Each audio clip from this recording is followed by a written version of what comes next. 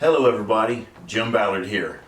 This is the third installment of my barrel making video series. In this video, it's all about the laying out of each one of these bands. So let's get started. The bands are 1/8 of an inch wide. The space is 1/8 of an inch wide. And then the band. So you have a band, a space, and a band. And the last space is 3/16. Then the 1/8. I'm going to repeat that on the other side.